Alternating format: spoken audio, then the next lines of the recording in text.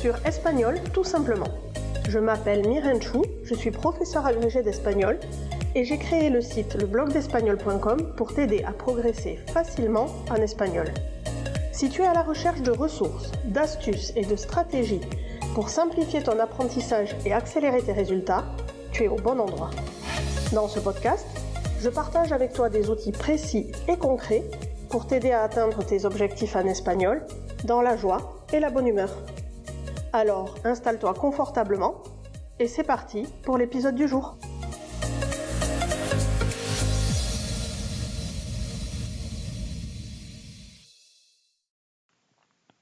Hola, hola, bienvenue dans ce nouvel épisode d'Espagnol tout simplement. Aujourd'hui, on va parler d'un sujet incontournable si tu veux vraiment comprendre l'espagnol du quotidien. Il s'agit des abréviations. Si tu es déjà tombé sur un message ou un email en espagnol avec des lettres bizarres comme XFA ou alors RRSH tout en majuscule ou alors TMB et que tu t'es demandé mais qu'est-ce que ça veut dire? Alors cet épisode est vraiment fait pour toi. Aujourd'hui, je vais t'expliquer comment fonctionnent ces abréviations, les plus courantes à connaître et dans quel contexte les utiliser. Et reste bien jusqu'à la fin car j'ai un petit défi pour toi. Alors, si tu es prêt, c'est parti.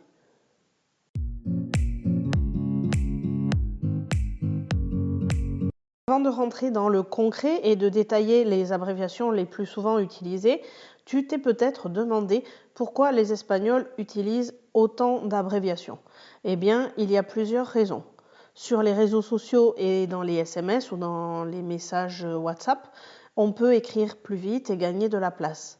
Mais les abréviations, comme tu vas le voir, existent aussi dans le monde professionnel.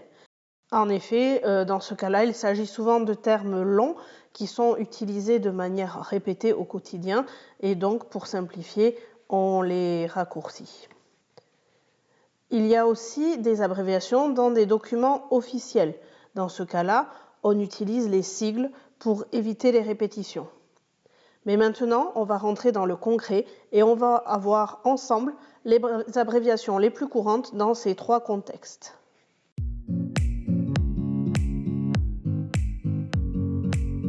Commençons d'abord par les abréviations utilisées dans les textos, sur les réseaux sociaux et sur Internet. Si tu discutes avec un natif par WhatsApp ou sur Instagram, tu verras que les Espagnols adorent raccourcir leurs messages. Quelques exemples. Si tu vois écrit XQ ou PQ, c'est l'abréviation de por qué, pourquoi. Par exemple, no entiendo por qué llegaste tarde sera écrit no entiendo XQ, llegaste tarde.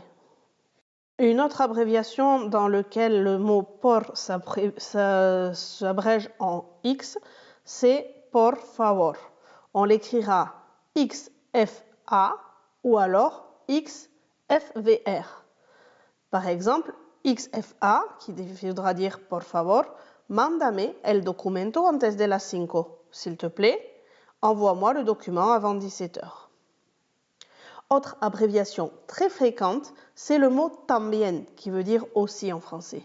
Ce mot-là est régulièrement écrit TB ou TMB.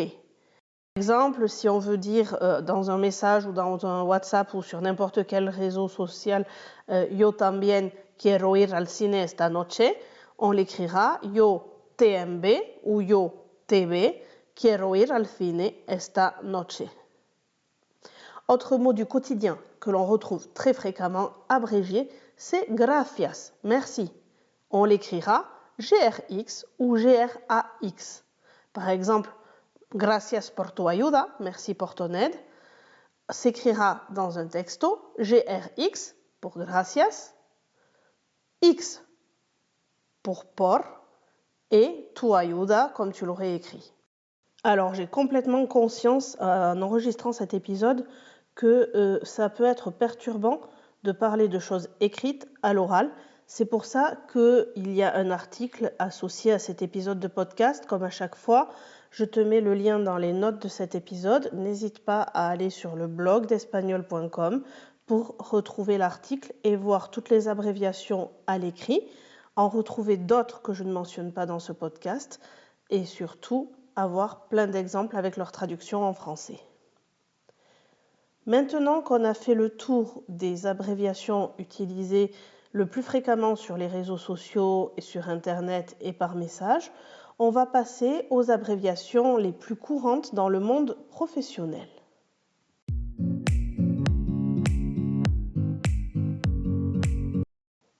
Quand je te parle du monde professionnel, je parle à la fois des abréviations qu'on utilise au quotidien dans n'importe quelle profession, mais aussi des abréviations administratives que l'on va utiliser dans les mails, les contrats ou tout document officiel.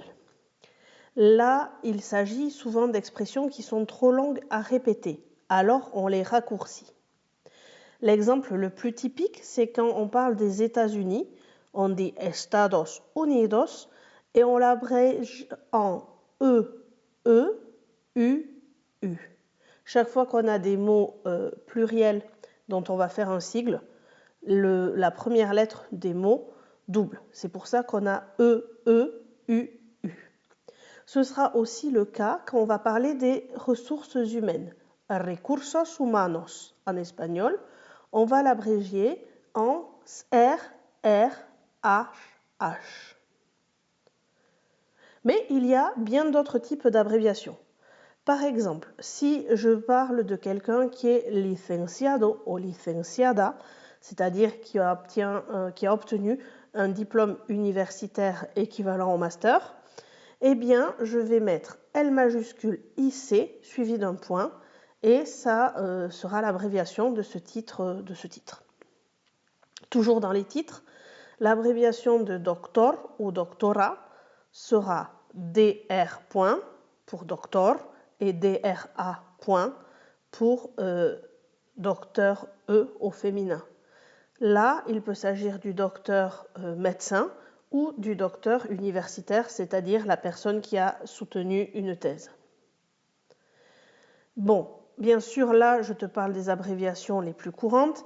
Il y en a d'autres sur l'article de blog associé à cet épisode de podcast. Et ça va être à toi de rechercher selon si tu travailles en Espagne ou si tu échanges avec des hispanophones pour ton travail ou dans le cadre administratif. Repère les abréviations que tu trouves très souvent et essaie d'en rechercher le sens. Ou à l'inverse, essaie de voir les mots que tu utilises au quotidien et de voir s'ils n'ont pas une abréviation qui existe et qui est fréquemment utilisée.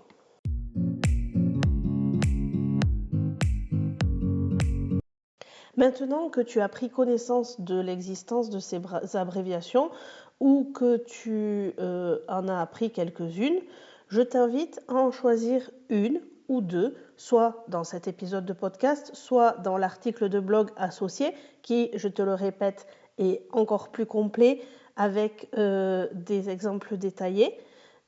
Eh bien, je t'invite à en choisir une et à m'en faire une phrase que tu m'envoies soit en commentaire en bas du blog, soit par mail, soit sur les réseaux sociaux, sur Instagram ou sur Facebook. Bon, pour conclure cet épisode, j'espère que tu l'as compris, les abréviations sont partout en espagnol. Et les maîtriser, c'est gagner en fluidité d'une part, mais surtout en compréhension. Donc, comme d'habitude, je te rappelle que c'est en pratiquant que l'on mémorise sur le long terme. J'attends donc ta phrase, soit sur les réseaux, soit par mail. Et en attendant le prochain épisode jeudi prochain, je te dis cuídate y hasta luego.